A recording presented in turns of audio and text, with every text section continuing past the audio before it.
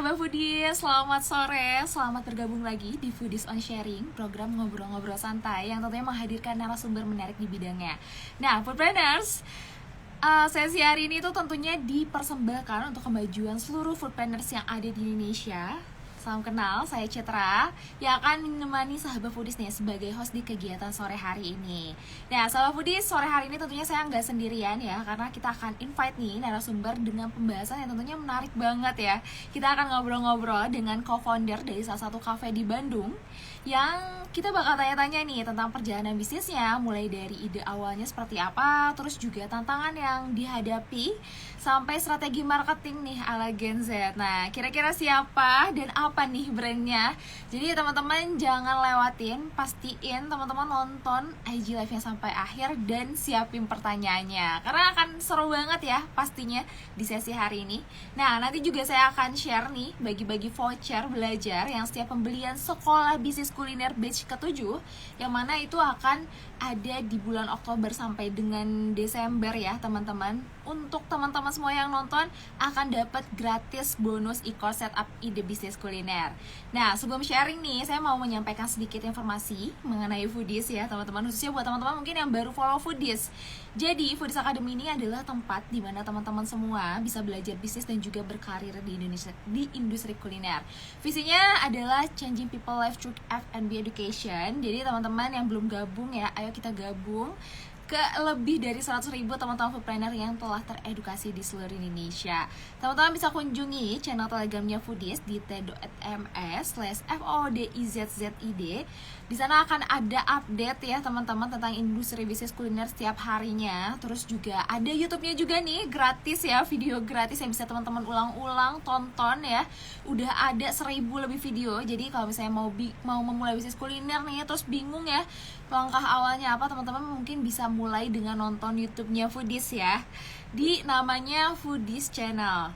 Dan buat teman-teman yang mungkin hari ini mau bertanya ya sama narasumber kita, boleh sampaikan pertanyaannya di kolom Q&A sebelah kanan ya. Nah, teman-teman, karena kalau misalnya di kolom komentar khawatirnya nanti akan ke skip, tapi jadi aku rekomendasi teman-teman buat kasih pertanyaannya di kolom Q&A ya. Oke, sahabat Foodies, kayak tadi di awal udah di-spill nih, kita bakalan ngobrol-ngobrol nih sama salah satu brand cafe di kota Bandung. Nah, kali ini kita akan sharing bersama co-founder dari Gaya Brasserie. Beliau adalah Kak Jafar Aziz. Wah, ini bahasan sore hari ini adalah sesuai dari flyernya ya teman-teman, rahasia dibalik cita rasa kaya Gaya Brasserie.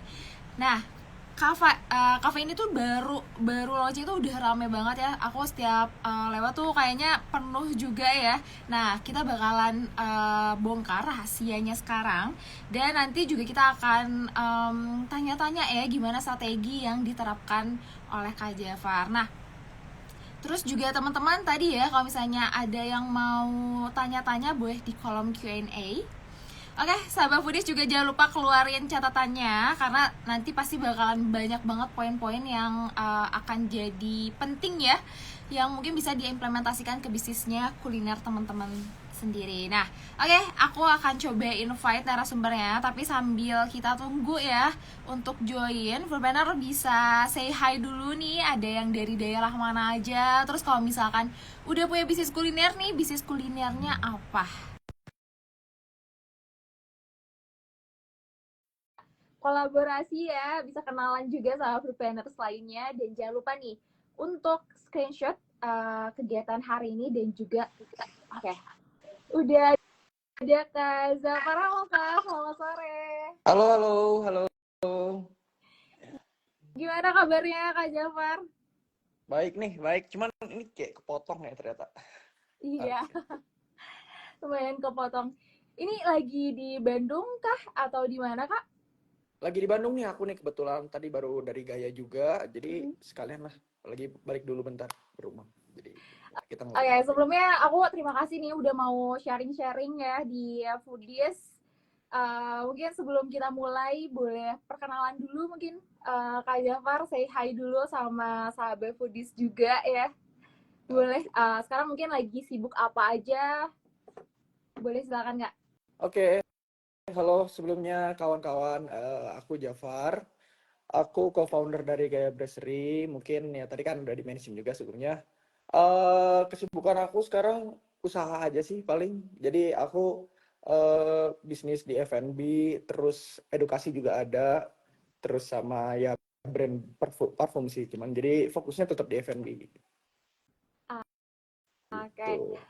Kalau misalnya mengenai bisnis Gaya Brasserie-nya nih Kak, boleh diceritain gak sih tentang sekarang bisnisnya yang lagi dijalanin itu kayak gimana, apa, dan seperti apa? Oke. Mungkin belum banyak yang tahu juga ya soal Gaya Brasserie ya. Makanya jadi aku mau jelasin dikit paling ya kayak Gaya Brasserie itu resto sebenarnya di Bandung, di tengah kota hitungannya di Jalan Riau. Itu tuh kita niatnya mengikuti brasserie-brasserie yang ada di Jakarta, kita bawa ke Bandung, konsep awalnya. Tapi ternyata orang Bandung lidahnya juga masih blend sama apa ya kayak Asian food dan lain-lain. Jadi kita mostly juga sekarang produknya masih di Asian food. Jadi brasserie ini tuh lebih ke brasserie campuran tradisional eh, masakan Indo lah gitu. Lalu waktu awal-awal, kayaknya minggu-minggu awal grand opening juga ke sana tuh sama temen-temen ya. Oh iya, sumber ya. Kalau iya, kalau misalkan dari konsepnya sendiri nih Kak, sebenarnya karena kan kalau bisa dilihat tuh dari segi desainnya juga kalau kata anak-anak sekarang tuh estetik abis ya, bisa buat foto-foto lagi waktu pas kita masuk ya. Nah itu Ya. sebenarnya kalau misalkan dari konsepnya sendiri awalnya seperti apa? Oke, sebenarnya awalnya konsepnya kan ini brasserie ya. Brasserie itu kalau dibilang benar-benar masakan dari French biasanya yang diambil. Makanya kita ngikutin ini nih brasserie mau dibawa kemana jadinya. Nah, setidaknya ada yang seni-seni dari French itu yang kita bawa ke sini. Makanya konsepnya ada beberapa kayak alunan jazz, terus kayak musik-musik. Di awal masuk kan langsung ada kayak oh ini waiting room-nya udah ada piringan hitam dan lain-lain. Terus kayak masuk ke interiornya itu udah mulai yang kayak warm nih. Terus kayak emang kita agak invest lebih sih sebenarnya di interior ini sih. Itu awalnya cuman dalam waktu 3 bulan ini ya kita tuh bener-bener 3 bulan ini untuk 3 bulan ke depan kita bener-bener mau matangin kalau Gaya Brasserie ini nih nanti akhirnya di music and lifestyle. Nah, itu makanya karena emang kita dari awal kita niat, kita emang udah buat wedding roomnya sebegitu rupa. Terus kalau udah praksana tuh di bagian tengah ada kayak buat live music Iya, gitu-gitu. iya, iya. Ya kan?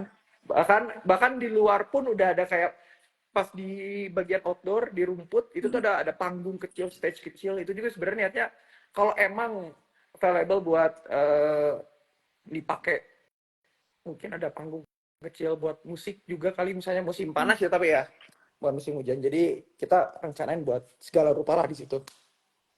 Wah, seru banget. Itu beneran kayak apa ya, mewadahi activity Barudak Bandung ya. Iya iya memang. Makanya kita ngincer lifestyle-nya juga sih. Jadi awal-awal juga mungkin kalau sempat dengar kita banyak mainnya sama yang komunitas olahraga. Nah itu tuh Ya. kita pengen ngincer lifestyle-nya juga di situ komunitas olahraga. Terus nanti itu kita bakal ada kayak sesi di tiap minggunya itu kayak catur night. Kayak kita main bener-bener komunitas catur di Bandung. Mungkin kita pengen kumpulin juga di situ kali ya. Tapi kenapa nih Kak akhirnya memilih Bandung? Kenapa Bandung? Aduh. Kebetulan kalau itu ya jawabannya karena emang aslinya orang Bandung, jadi ya ada kesempatan di sini, kenapa nggak sekalian di sini loh? Karena kalau misalnya main di Jakarta mungkin eh, dan grup kita yang udah ada yang di Jakarta, jadi kayaknya terlalu berat deh kalau main di Jakarta. Kayaknya ini startnya better di Bandung dulu gitu. Oke. Tapi sebelumnya sebelum ke bisnis yang ini, bisnis kuliner ini, Kak Jafar apa sebelumnya pernah bisnis kuliner kah atau kayak ini emang bisnis pertamanya kayak gimana? Oke, kalau mungkin F&B mungkin aku pernahnya di kayak yang gerobakan gitu kali ya. Aku pernah usaha martabak, terus usaha cuanki. Jadi kayak bener-bener beda lah konsepnya sama gaya ini. Nah, hitungannya kalau emang bisnis F&B yang cukup besar gitu, ini pertama kali sih dan banyak banget learningnya di situ yang kayak, kaget ya, cara mainnya gini ya. Jadi ya disitulah struggle-strugglenya banyak dan kayak, cara mainnya gini, jadi bisa improve-nya kemana. Gitu. Nah, tadi menarik nih. Boleh di-spill nggak nih kira-kira waktu awal memulai itu biasanya yang bikin struggle para pebisnis kuliner tuh apa nih, Kak? Oke, mungkin orang nih banyak yang terjun bisnis kuliner tuh mudah katanya ya. Tapi mudah juga buat exit juga. Nah, karena emang pas yang aku rasain pertama kali aku bener-bener kebanting sama operationnya di sini bener-bener gila ya. Bener-bener sistemnya panjang ya, ngurut dari purchasing sampai ke barang jadi itu tuh panjang banget juga. Yang perlu diawasin, yang perlu didata, semua tuh panjang banget sampai sekarang pun masalah itu gak akan pernah habis, masalah operation itu. Dan itu tulang punggungnya F&B sih kalau menurut aku. Di operation dulu, habis itu baru kalau main ke marketing dan lain-lain baru itu nomor 2-nya. Cuman kan beberapa bisnis lainnya kebalik kan, kalau selain F&B kan. Mungkin banyak orang mikirin marketingnya dulu atau apa dulu. Nah, kalau F&B menurut aku emang tantangannya tuh di operation sih. Itu beneran, di awal buka tuh bener-bener diuji. Jadi kayak percuma kali ya, misalkan kita marketingnya udah gede-gedean tapi waktu orangnya datang operationnya nggak siap juga akhirnya jadi fatal juga ya. Jujur, iya kalau itu ya. Karena percuma ngundang orang banyak, demand banyak nih, tapi operationnya nggak kuat kan kayak, atau sebenarnya bukan seukur operation nggak kuat, tapi operationnya nggak bisa memenuhi ekspektasi dari si demand itu kan, itu udah tidak membantu jadinya usaha gitu. Oke.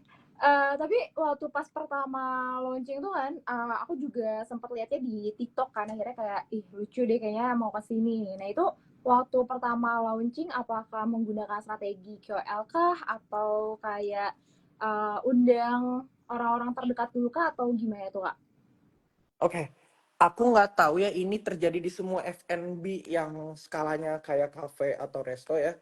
Cuman kan di Bandung ini udah banyak, bahkan mikro KOL, makro KOL itu di Bandung udah ngejamur kan. Yeah. Dan waktu itu tuh aku beneran 3 bulan pertama mau ngetes, nggak pakai KOL lah, nggak pakai apa. Tapi memang kalau urusan KOL itu mereka entah kenapa pokoknya mereka tahu lah jadwal nih bisnis grand openingnya kapan. Ini resto atau cafe ini grand opening kapan. Jadi di hari grand opening dia bakal datang, atau dari soft opening malah ya. Dia bakal datang secepat itu, kayak dari misalnya buka jam 8 dia udah datang biar dia dapat konten paling pertama. Dan itu tuh berlomba-lomba plus ada ini sih, emang ada komunitasnya masing-masing. Jadi mereka tuh saling oper-operan ke temannya dia dan ngebawa. Dan itu yang ngebuat pas di awal-awal mungkin cukup rame. Mungkin siapa Kak? Panggilnya siapa Kak? Citra. Kak Citra. Nah, Kak Citra pas awal-awal mungkin lihat di TikTok dulu awalnya. Padahal itu aku nggak sama sekali nggak ngapa-ngapain gitu loh di media sosial. Cuman alhamdulillahnya karena mungkin posisi tengah kota juga, jadi mudah di reach ya sama KOL-nya. Itu sih kalau untuk paling pertama aku nggak pakai apa-apa. Cuman aku mau pastiin dulu apa yang orang datang ke sini puas. Itu dulu sih. Oke. Tapi kalau misalnya pertimbangan dari lokasinya itu sendiri, ada strategi tertentu nggak, Kak? Oke, buat pemilihan lokasi ya? Iya. Oke, nah pemilihan lokasi ini kebetulan posisinya kita dapat opportunity buat usaha di sini dulu nih, baru bikin usahanya. Jadi emang kita dapat kenalan, punya tempat di sini nih dan lain-lain, jadi kita gunain buat apa ya. Tapi kalau misalnya aku harus mikir mau bikin resto tapi di Jalan Riau sebelum ada lokasinya ya, kayaknya aku nggak akan mikirin hal pertama tuh di Jalan Riau deh. Untuk tadi untuk bisnis pertama ya. Gitu. Berarti untuk Jalan Riau ini tuh cukup bagus juga ya, maksudnya kayak untuk kafe dan sebagainya tuh, karena mungkin dari sepanjang jalannya juga udah banyak kafe dan resto juga ya, jadi akhirnya memilih kayak Brasserie ya. Ya, betul, betul, betul. Itu dia. Oke, Eh, apa? kalau misalkan kolaborasi nih Kak, dari Gaya Brasserie ini sempet kayak lakuin kolaborasi dengan brand kah, dengan KOL kah, atau yang lain-lainnya gitu dalam aktivitasnya? Oke. Pas dari awal buka ya, jujur aku emang kepikiran banget apa-apa tuh dikit-dikit langsung collab. Mm-mm. Lagi-lagi biar naikin awareness-nya lebih cepat ya itu ya. Ya. Nah, tapi aku nggak mau cuman dengan KOL doang gitu sih. Karena aku pengen, oh sorry, azan kedengeran. Oke, tapi aku pengen ini tuh dari semua jenis apa ya sebutannya aktivitas tuh ada olahraga, aku collab sama lari, sepeda dan lain-lain. Kita bikin acara lari, terus yoga. Kita bener-bener cobain Sampai semua. yoga juga. Sering-sering itu udah kayak hampir 10 kali ada kali yoga di Gaya ini. Nah, terus habis itu kita nyoba yang kayak kalau sekarang tuh lagi musimnya ini sih apa namanya? Workshop. Iya. Nah, workshop gitu ya kita collab-nya sama yang biasanya ngadainnya, bukan sama brand biasanya. Kita biar mereka yang jalanin, terus oh kita sedia nih tempat nih dan lain-lain. Bahkan kita kalau jadi gini, Gaya ini karena posisinya di tengah Jalan Riau, terus dekat perkantoran, kita agak mikirin ini dulu. Kita banyakin B2B. B2B-nya kita tuh bukan B2B kita jualan masakan ke perusahaan Iya. sih. Cuman lebih ke kita pengen narik kantor perkantoran itu ngadain meetingnya di Gaya. Hmm. Nah, itu dengan cara gimana, mau nggak mau itu PR kita, itu mesti aktif sih buat dia narikin misalnya ada brand mobil atau bank apa di approach misalnya datang ke Gaya, bisa nih nanti kita kasih special treatment dari eh, Gayanya khusus buat bank tersebut gitu. Terus alhamdulillah dari situ mulut ke mulutnya cepet sih, karena emang perkantoran ini adalah target market kita juga utama malah, jadi itulah senangnya gitu. Oke, jadi berarti cukup banyak juga ya. Jadi target marketnya tadi selain perusahaan, terus juga apa lagi nih? Family juga apa masuk? Family itu justru harusnya tanpa kita menggunakan marketing yang kayak kita ngejar kantoran gitu, justru market utamanya justru family dulu kan awalnya. Karena kalau dari sisi pricingnya terus luas tempatnya itu tuh kayak lebih masuknya family dibanding kayak anak muda sih sebenarnya. Gitu. Itu paling family, kantoran, terus sebenarnya kita kalau dari usia malah 25 tahun ke atas sih. Oke. Gitu. Jadi mungkin yang akhirnya bikin Gen Z gitu ya, tertarik tuh dari segi desainnya ya kali ya. Ya Mungkin. akhirnya jadinya hampir semua tuh kayaknya ke Gaya gitu ya. Mungkin. Karena patokannya Gen Z kan foto ya, sosmed. Iya, betul. Jadi nyari yang estetik gitu datang sih ke Gaya. Gitu. Oke, tapi selama ini nih Kak, strategi marketing yang mungkin dijalanin yang ternyata ini works banget nih di bisnis kuliner tuh apa nih? Kalau misalnya udah dijalanin sama Kak Java. Kalau menurut aku yang paling mudah untuk dilakukan dan common dilakukan di F&B itu balik lagi ya KOL sih. Tapi fokus di produk itu paling mudah naik, karena aku pernah ya udah ngalamin juga naik yang bener-bener sesignifikan itu buat orang datang ke restoran dengan temptingnya apa yang dia kontenkan itu si KOL-nya, orang bener-bener mudah banget buat kayak share ini terus kayak ayo ke Gaya pengen nyobain ini bla bla bla. Nah itu tuh itu cuman balik lagi tadi kan ngomongin produk. Nah produk ini juga ada nih yang market fit atau enggak, itu kan beda-beda ya. Balik lagi kalau misalnya mungkin kalau nasi kuning tiba-tiba kita KOL kan itu kayaknya terlalu basic. Nasi kuning apa nih yang harus beda misalnya, itu tuh harus dipikirin lagi sih. Berarti kalau masalah produk ini tuh dari Gaya sendiri apakah ada kayak tiap 3 bulan sekali kah? Misalkan ada launching produk baru atau kayak misalkan lagi ada yang viral gitu akhirnya ikutan juga gitu hype-nya atau kayak gimana nih Kak tentang launching produk itu sendiri? Jujur kalau ngomongin produk baru kita bener-bener cepat sih hitungannya. Bahkan dalam sebulan bisa 2 minimal itu. Tapi dalam bulan depan ini hampir banyak dari produk kita bakal kita take out, kita replace sama produk baru. Karena banyak yang input dari yang pas pertama kali buka, mungkin kakaknya paling stress nyobain itu yang masih menunya dikit ya, waktu itu ya masih dikit ya, 1 lembar gitu ya. Nah itu betul. tuh terus banyak input ternyata itu nggak oke lah buat dijual. Jadi banyak yang kita replace juga. Habis itu balik lagi kalau urusan tren itu balik lagi sih nomor 1 sih. Karena kayaknya better buat orang marketing yang suggest ke chef buat menu baru nih, request menu baru gitu-gitu. Karena tugasnya orang marketing lah yang ngelihat si tren-trennya tersebut kan. Jadi dari situ baru dioper ke chef, ternyata chef nyanggupi, nih gambaran visual chef bisa dioper set, dibikin, platingnya sedemikian rupa, terus kayak bagus nih, baru di marketing lagi sama si sesuai requestnya si orang marketing tadi gitu. Kayak dulu yang sempat sering muncul nih di TikTok tuh menu es pisang hijau masih jadi primadona kah? Betul. Itu justru yang tadi aku bilang aku sempat naik banget karena itu karena es pisang hijau. Mungkin kayaknya kalau nyari gaya brasserie yang keluar es pisang hijau kalau di TikTok mungkin ya.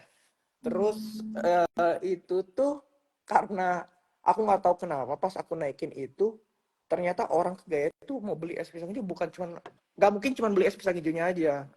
Justru orang beli makan beratnya dulu, after meal baru es pisang hijau. Di situ tuh kayak naikin dessert tuh gini ya impact-nya. Dan makanya kalau dilihat menu yang sekarang es pisang hijau, khusus es pisang hijau ya, di menu aku tambahin jempolnya 3. Biar Lebay makin meyakinkan buat beli ya. Iya, hiperbola gitu. Oke, seru banget nih. Kalau misalkan bahas tentang bisnis nih, Kak Jafar ini Gen Z ya? Iya Gen Z sih. juga kah? Hitungannya Gen Z sih. Gen Z.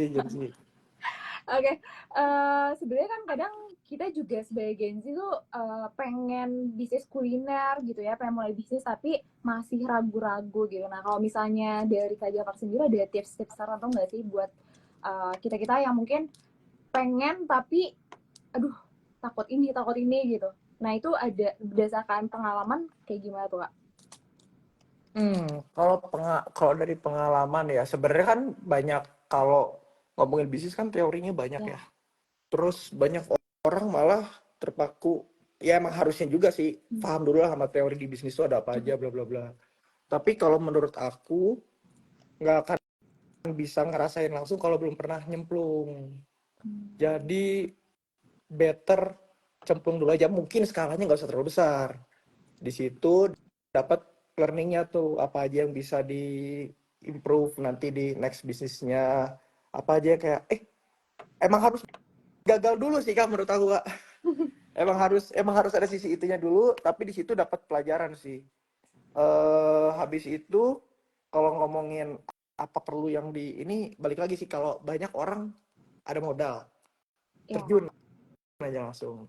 Nah itu juga ya, maksud aku bukan kayak nyemplung tanpa kesiapan ya, jadi tetap perlu siap juga tapi nggak perlu kelamaan, mending langsung nyemplung aja nanti situ, soalnya learningnya banyak banget. Apalagi kalau F&B ya, kayaknya F&B itu tuh paling ini deh, kan tadi paling rentan buat orang masuk dan orang keluar di F&B.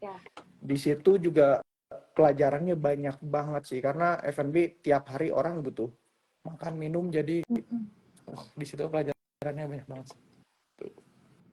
Pokoknya yang penting kita mulai dulu aja, tapi pastinya tetap dengan bekalnya juga ya, ilmunya juga ya.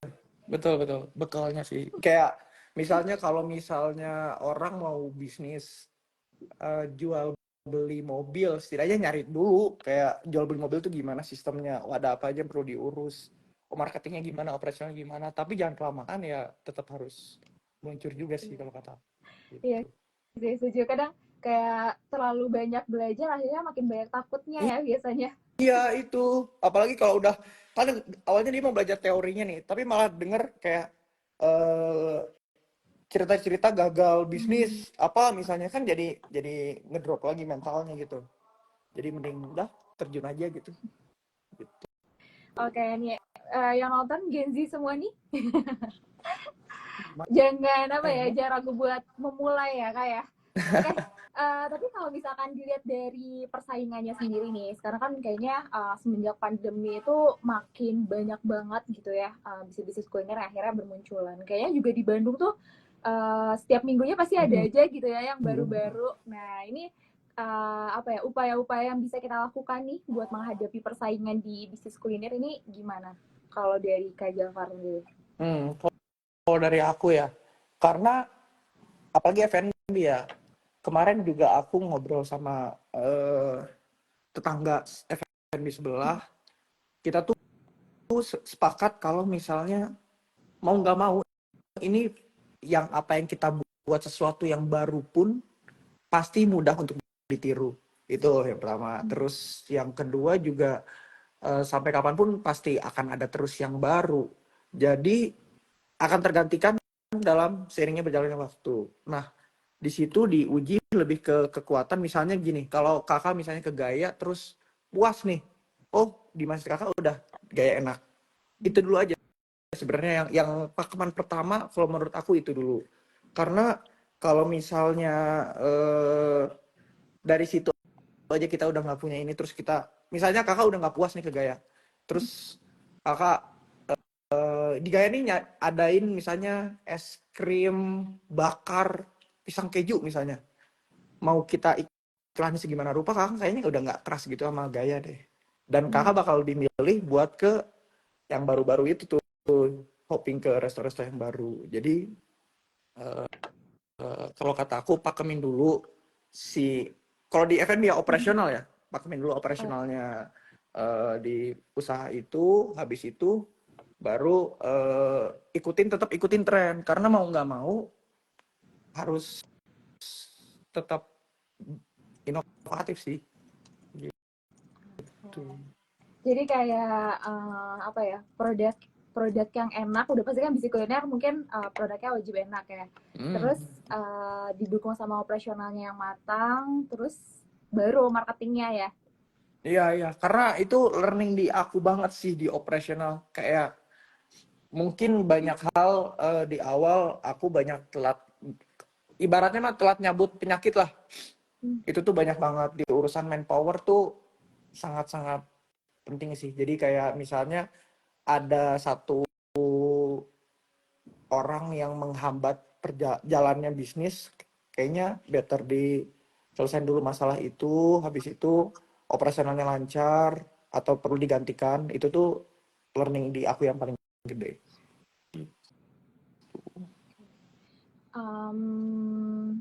Ini kayaknya udah cukup baik juga ya tadi yang nanya tuh, kayak ini fans-fansnya Kak Jafar semua nih.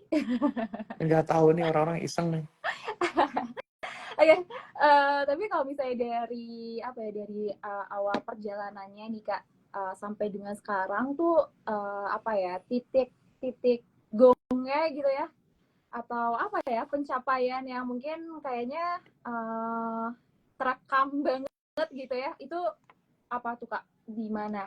Kapan? Apa gimana pertanyaannya?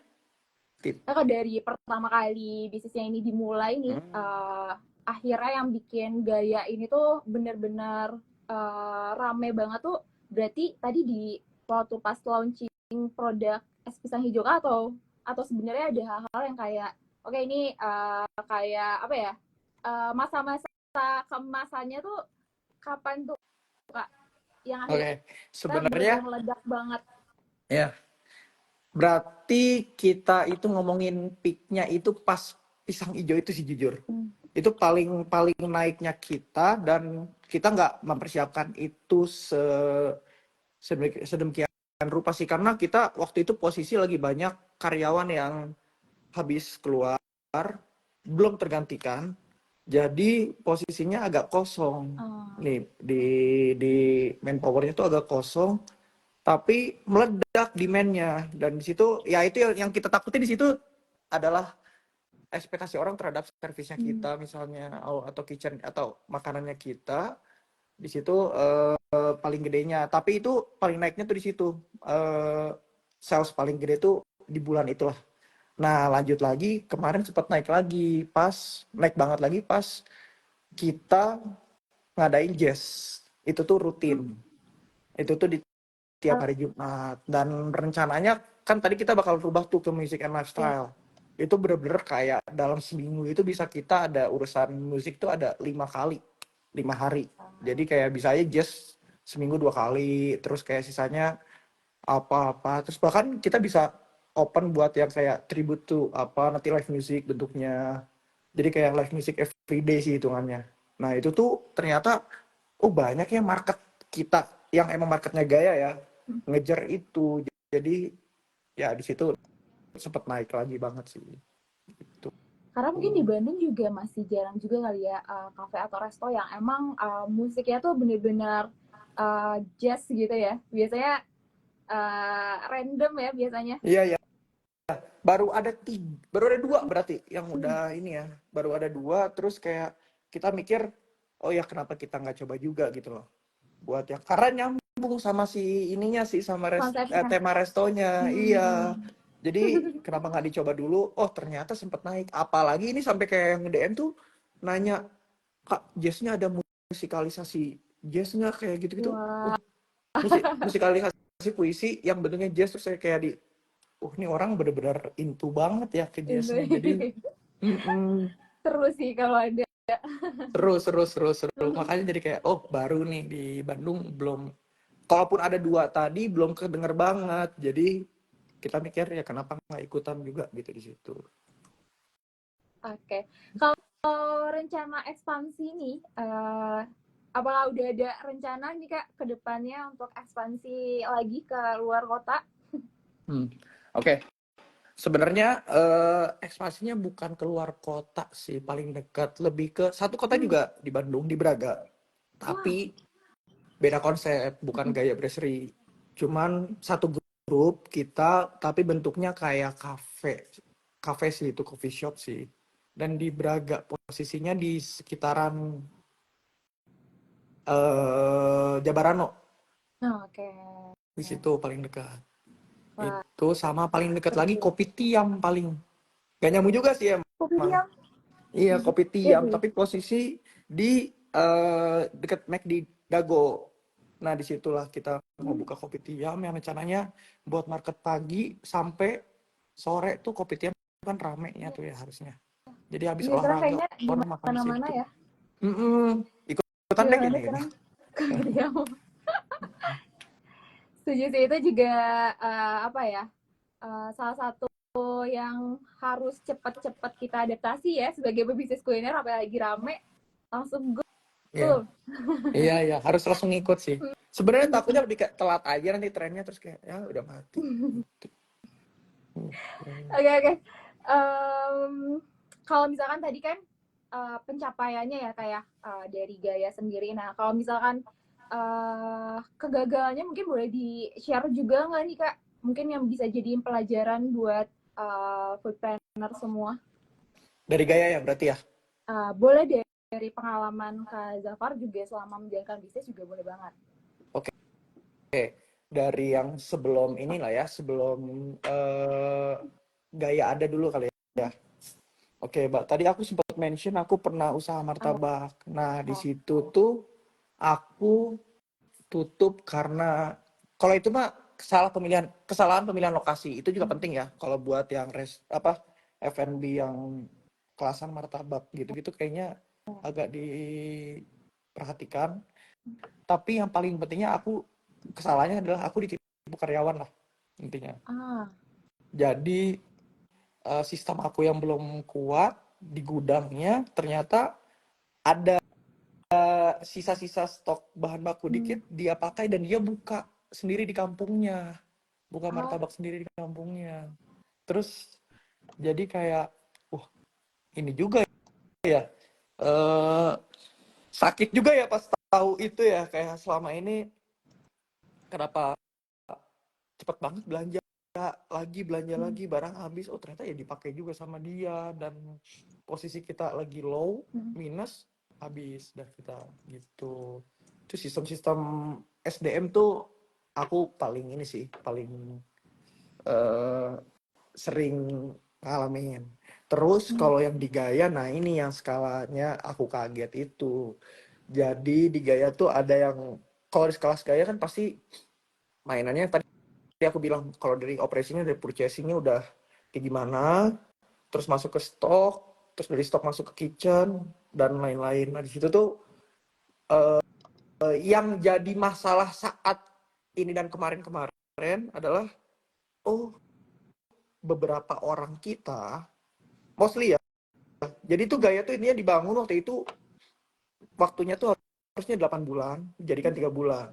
Dan di saat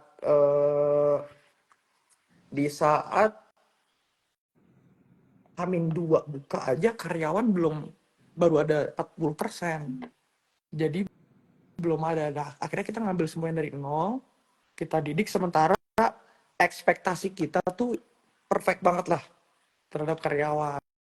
Kita pengen ekspektasi kayak di resto ini misalnya, sementara kita dari nol. Jadi, dan yang kita butuhin kalau kayak gitu tuh, kita butuh yang buat yang udah punya experience cukup banyak lah. Iya. Disitulah pelajaran paling penting sih. Jadi kayak, oh wajar kenapa sekarang misalnya kita punya service yang kurang, kenapa kita punya kitchen yang kurang. Oh ya emang kita paksain mereka supaya bagus, ya berat. Karena posisinya kita, ini orang emang kapasitasnya belum nyampe situ.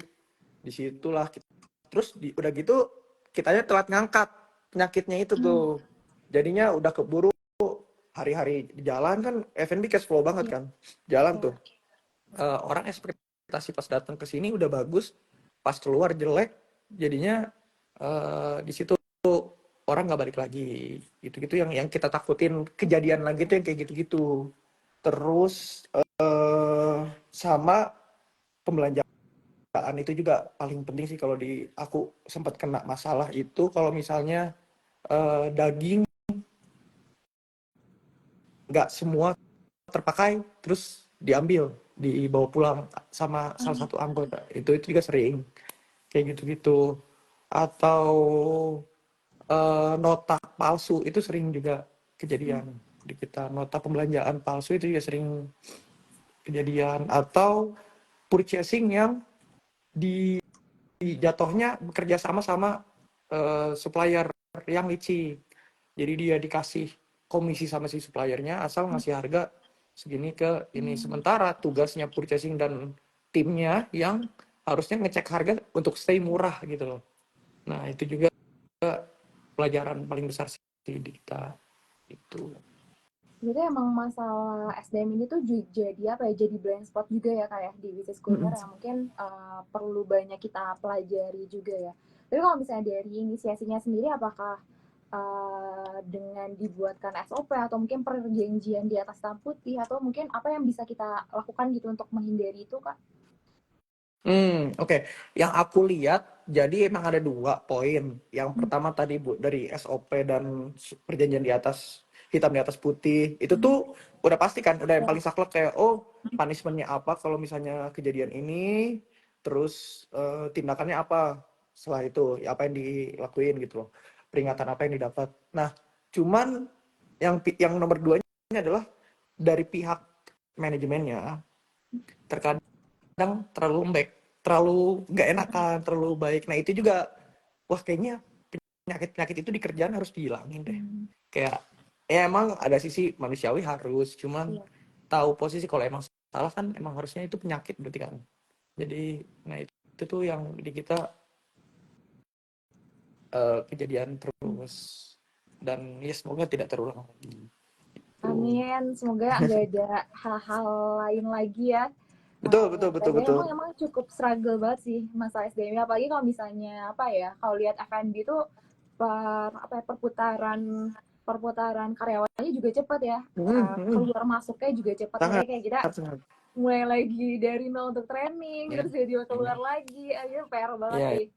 ya, ya. Itu dia. Masalahnya udah muternya ya keluarnya cepet, masuknya Mm-mm. cepet, taunya ya gagal lagi, itu lagi terus aja muter terus. Sementara kan training juga butuh waktu kan. Iya. Terus kayak Mhm. ya ini orang ya gitulah. Jadi makanya di situ kita mikir, oh iya kita punya ekspektasi kayak gini, mesti pengalaman mesti kayak gini Iya. loh. Jadi nggak bisa kita ngandelin yang kayak oh iya. Oke, mudah-mudahan bisa jadi insight juga ya sama foodplanners yang lain. Semoga nggak kejadian juga nih di bisnis kuliner ya. Kita lanjut ke pertanyaan aja mungkin ya Kak Jafar. Boleh. Oke, bentar aku mau cari-cari dulu. Banyak banget nih yang nanya ya. Nah, ini udah direkap sih sama temen aku ya. Yang pertama ada dari Mas Tondi.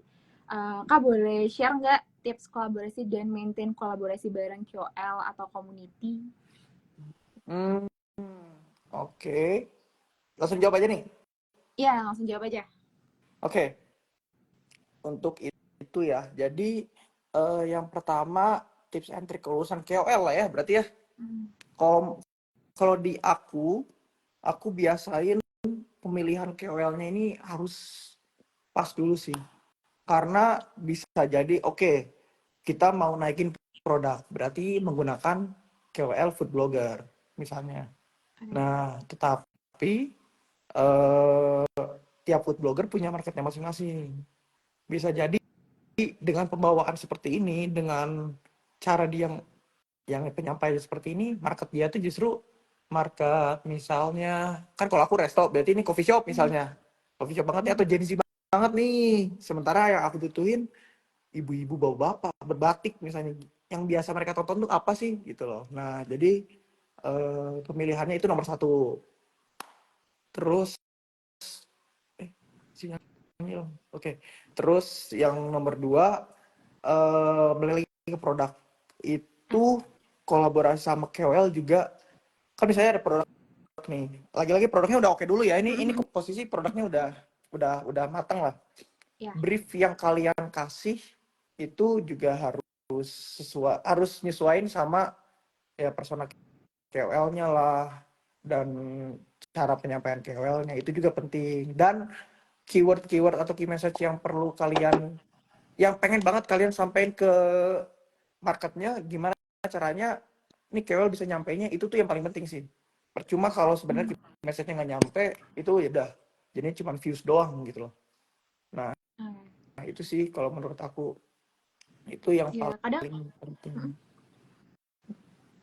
kadang mungkin ada beberapa yang kayak ya udah invite dan akhirnya kayak udah review aja Kak gitu ya, tanpa brief yang detail ya. Itu juga jadi salah satu salah juga ya.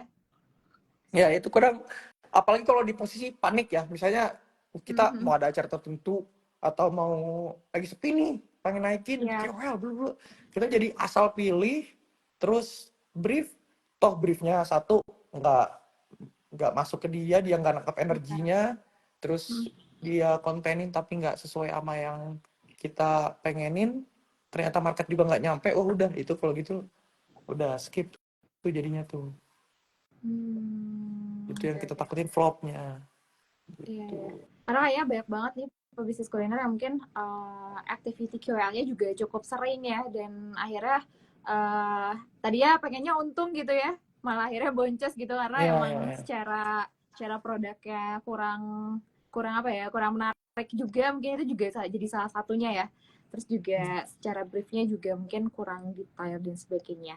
Oke, kita move ke pertanyaan selanjutnya, ada dari siapa ya ini, Kragian. Tadi kan mungkin sempat bahas mengenai kolaborasi nih, mungkin tadi kolaborasi sama beberapa komunitas juga, mungkin ini mirip-mirip juga ya tadi pertanyaannya. Itu proses ajak kolaborasinya itu seperti apa katanya? Proses ajak collab-nya sebenarnya jatuhnya berarti endorsement ya, udah gitu aja sih simpel. Hmm? kalau misalnya sama community nih Kak, kayak tadi kan mungkin Oh, sama komunitas. Sorry, uh, sorry, sorry. Oke, community. oke. Kalau misalnya sama komunitas itu biasanya apakah kita kontak duluan Kak, atau mungkin sebenarnya dari mereka duluan yang kontak kita, atau kayaknya gimana nih? Oke. Jadi untuk komunitas ya sebenarnya aku ada dua cara pandang sih. Jadi yang pertama adalah bisa si KOL-nya, si komunitasnya yang emang lagi butuh ke kita. Kalau itu kan berarti bukan kolaborasinya nggak berarti kita emang nggak mencari kolaborasi tersebut gitu.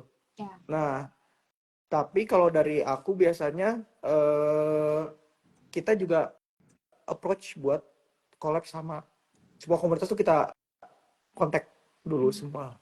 Bentuk kerjasamanya apa bisa diobrolin langsung. Oke. Setelah di itu ya. Jadi misalnya let's say ada komunitas sepeda, dia mau ngadain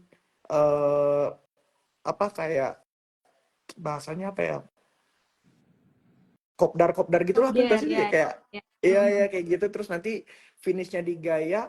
Habis itu apa sih yang biasanya mereka butuhin? Oh, mereka habis main sepeda tuh makan pisang biasanya misalnya. Oh ya udah, nanti refreshmentnya kita bisa sediain pisang. Terus kalau misalnya gimana cara nariknya kalau dari kita biar orang itu stay dan malah nambah makan di situ. Iya. Misalnya kita ya udah adain aja minuman, terus refreshment. Jadi mereka merasa ada yang kurang, lapar. Mereka udah capek duduk ya udah mending Ya. sekarang pesan di situ aja. Nah itu sih kita nanti bentuk akhirnya, tapi harus tetap ada post kontennya ya, Oke. biar kayak oh ternyata udah ada nih portofolio komunitas ini di Gaya kayak gitu sih. Sama halnya kayak kalau di luar komunitas ya, kayak yang tadi aku bilang aku sering ke perusahaan. Itu tuh kita juga emang akhirnya konten juga sih. Misalnya ada perusahaan tas misalnya, dia ngadain meeting, sekedar ngadain meeting di Gaya atau gathering atau something, kita tuh pasti kontenin sekedar thank you at apa, atau kayak ngeliatin prosesinya. Itu tuh bener-bener kalau misalnya mereka repost kan itu nambah market audience kita gitu loh, buat ngesin mungkin profile IG kita atau gimana, itu tuh nambah lumayan lah gitu sih. Pokoknya yang penting ada approach-nya, mutualismenya dapat, sama-sama menguntungkan, terus habis itu ada yang bisa didokumentasikan dari dua belah pihak gitu. Oke. Saja nih udah kopin juga ada dari Kak Iqbal. Kak, gimana nih cara untuk menetapkan harga menu yang kompetitif namun tetap untung nih? Melihat kan kayak fluktuasi harga dari bahan baku juga cukup lumayan ya. Hehehe, please dijawab dong Kak. Gimana nih Kak terkait dengan penentuan harga? Oke, penentuan harga ya. Kalau aku basicnya ngitung harga bahan HPP-nya dulu, geogasnya itu pasti aku naikkan tiap bahan baku itu 5% harga dari harga saat itu ya, untuk mengatasi itu tuh fluktuatifnya harga bahan baku. Habis itu baru nyambung ke harga jualnya.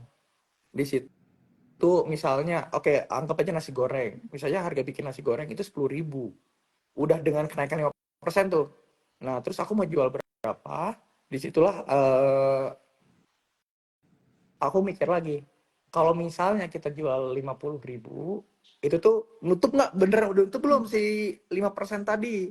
Kalau emang belum, bisa dinaikin, aku naikin di Cowgesnya, atau ya udah emang harganya sekarang, oh kayaknya aku pengen di 5 kali lipat deh harganya. Jadi ya udah balik 50.000 kayak gitu.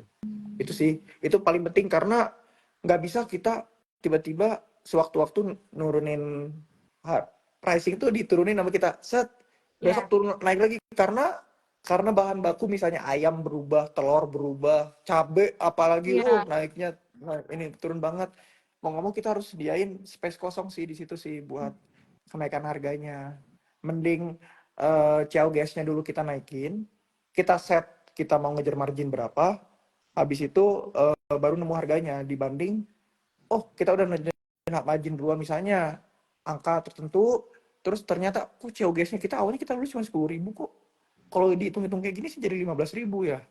Nah, mending ya udah, mending dari awal udah COGS-nya naikin dulu, baru ituin yang di atasnya. Gitu. Ya, karena mungkin masalah harga ini juga kalau misalnya kita naik dan turun kan cukup sensitif juga ya buat audiens. Ya, aku pernah soalnya ngalamin gitu di Gaya ini karena mikir, oh apa Gaya untuk levelnya yang segini kemurahan ya. Terus nambah karena di waktu itu tuh lagi naik banget, oh telur kali ya lagi naik. Lumayan lah. Terus kita pikir udah naikin aja, naikin. Bener-bener kita naikin 5.000 itu sensitifnya segila itu. 2.000 pun orang nyadar gitu loh.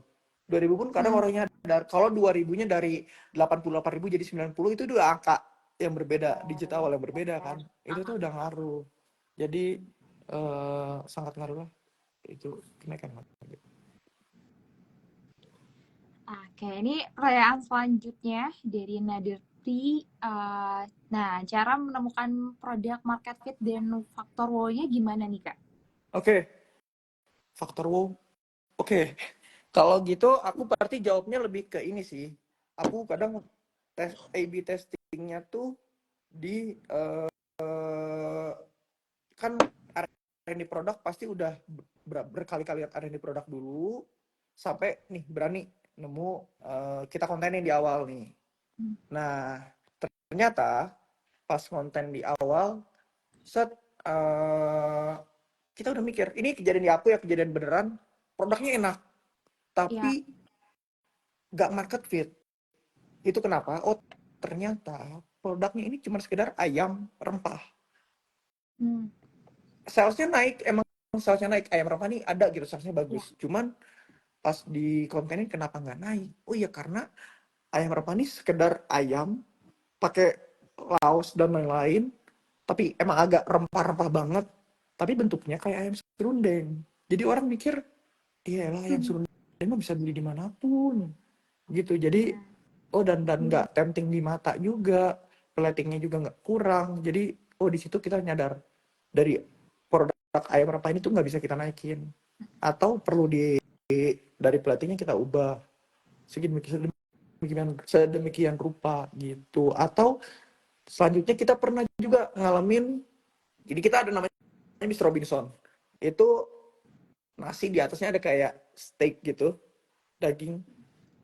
Kita campaign pakai briefnya steak pakai nasi, dan pas di konten ini tuh bener-bener daging dulu sama nasi, di bawahnya itu viewersnya gede-gede, tapi share sama save-nya dikit. Itu kenapa? Oh kalau itu ternyata orang tuh cuman tempting liatnya doang, tapi nggak masuk kalau misalnya steak pakai nasi, gue ke Gaya Kia tuh enggak. Nah di situ tuh pelajaran di kita juga. Nah kalau gitu berarti nggak content market fit, produknya oke padahal gitu. Terus produk market fit pas kita kontennya sedemikian rupa, ternyata market kita sendiri nggak suka gitu. Jadi kayak market kita malah nariknya Gen Z misalnya, sementara market kita market milenial. Di situ juga sebenarnya udah market kita sama Gen Z ya. Terus kemampuan untuk membelinya juga nggak segede itu di saat kita ngejarnya milenial. Jadi apa kita perlu take out ya? Di situ tuh pernah kejadian di aku. Oke, ini seru banget ya, makin banyak nih yang bertanya nih Kak. Mungkin ini pertanyaan terakhir ya, karena mungkin waktu kita juga terbatas. Sebentar aku pilihin dulu. Oke. Nah, dari Kak Iqbal, Kak gimana nih untuk mengintegrasikan teknologi dalam operasional restoran untuk meningkatkan efisiensi dan pengalaman customer? Kalau dari itu gimana nih Kak, segi teknologi? Kalau sekarang lagi banyak banget mungkin ya teknologi-teknologi yang digunain sama F&B. Betul. Gimana dengan teknologi dalam operasi restoran untuk meningkatkan efisiensi dan pengalaman customer? Oke, tapi kalau di aku posisi belum banyak ngalamin ya. Kayak aku kemarin ngobrol sama yang konsultan konsultannya Mr. Robot di Jakarta. Dia kayak mau invest robot beneran buat kayak jadi servernya. Terus buat ngurangin gaji karyawan dan lain-lain ya. Ya. Itu aku belum nyampe situ mainnya. Terus kayak, oh ada ya ternyata yang mainnya kayak gitu. Nah cuman kalau aku lebih ke yang aku rasain lah, bukan teknologi lah, tapi lebih ke fasilitas yang dimilikin sama perusahaan. Aku ngalamin banget di awal buka, mungkin pas kakak sana tuh makanan datangnya masih lama tuh, kayak wah ada yang lebih dari 40 menit, lebih dari 30, itu udah nggak inilah, nggak baik lah. Ternyata karena alat yang kita punya nih nggak sebanyak itu. Invest kita tuh kurang di misalnya di peralatan di kitchennya, atau sekedar di bar tuh nggak bisa bikin minuman yang dalam waktu cepat, blendernya tuh masih jelek gitu misalnya. Itu tuh kita perlu banget sih. Nah cuman kalau ngomongin teknologi ini nih lebih ke efisiensinya, lebih ke sistem POS misalnya. POS macam-macam. Ada yang misalnya dia bisa nge-track ini customer mana nih yang paling sering ke Gaya dan dia pesannya apa. Jadi once dia ke Gaya lagi, udah kita tawarinnya Kak pasti mainnya gitu loh. Jadi kita bisa Yang menembak biasa dan ya Kak gitu ya. iya yang biasa ya Kak. Sebenarnya customer seneng kan digituin kayak Iya ya. iya gitu kan, kayak ini orang udah tahu nih. Itu udah seneng. Nah, di situ sih poin-poin yang menurut aku masih dibutuhin. Nah, yang mungkin aku belum dalam waktu dekat pakai itu lebih ke teknologi yang QRIS di meja makan. Oke. Buat Mm-mm. pesan, buat order ya. Emang itu ngurangin waiter misalnya buat taking order, dia cuman serving doang berarti dong. Nah, tapi terkadang itu yang ngebuat itu masih aku masih belum nangkap sih apakah emang market sebutuh itu dan senyaman itu ya menggunakannya, karena masih ada yang kayak dia Langsung aja deh gitu. iya langsung aja deh, karena mereka butuh dijelasin ini tuh apa gitu loh, ini tuh apa, dan kayak mereka nggak suka kalau bayar langsung lagi, harus bayar dulu baru pesen.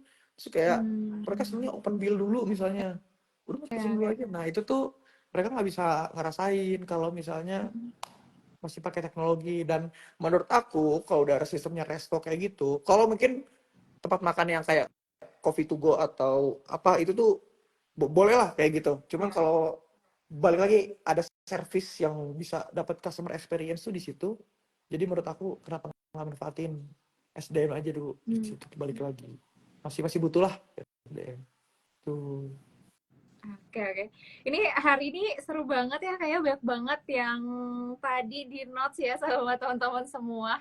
Tapi karena mungkin waktunya terbatas juga ya Kak Jafar. Tadi juga banyak banget nih pertanyaan-pertanyaan yang masuk.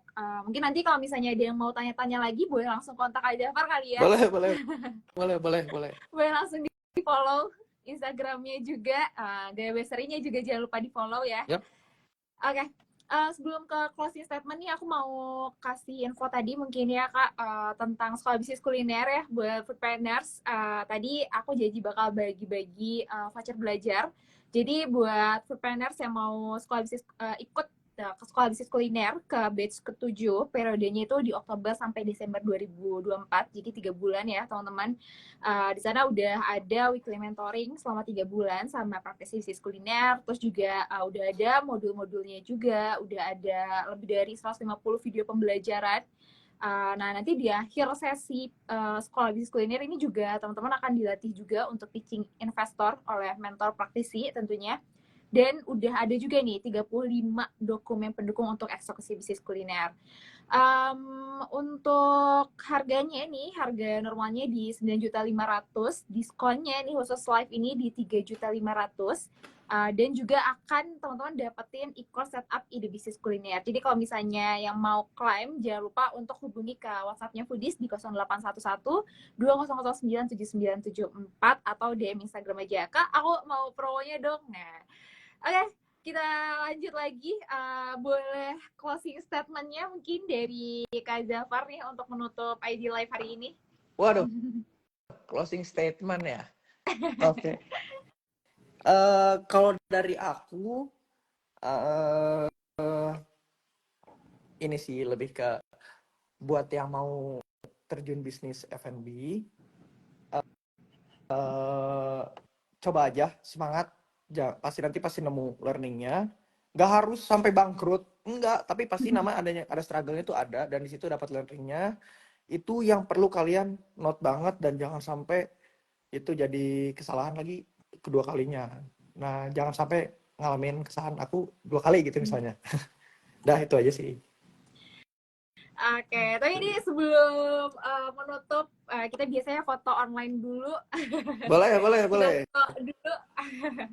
Boleh. Oke, mungkin teman-teman boleh screenshot juga, atau mau yang ada yang mau upload di story Instagram, jangan lupa buat tag Foodies Kak Zafara juga sama Gaya Beserinya. Oke, kita bergaya dulu kayak 1, 2, 3. Oke, terima kasih banyak Kak Zamar atas waktunya. Ini seru banget tadi, banyak banget insight yang kita dapetin. Buat teman-teman juga mungkin tadi yang kelewat ya, kayak ikut sesi terakhir, jangan khawatir karena nanti videonya akan bisa teman-teman replay ya di Instagramnya Foodies, dan kita juga akan upload ke YouTube channelnya Foodies. Oke Kak Zamar, ditunggu juga main-main ke Foodiesnya. Nanti kita juga main-main ke sana, ke Gaya Beseri ya. Ya, kabarin aja nanti kita ketemu lah, ngobrol langsung. Oke. Siap. Oke, Kak, terima kasih banyak. Sampai ketemu lagi. Terima kasih juga Foodpreneur, maju terus ke bisnis kuliner Indonesia. Selamat sore. Sore.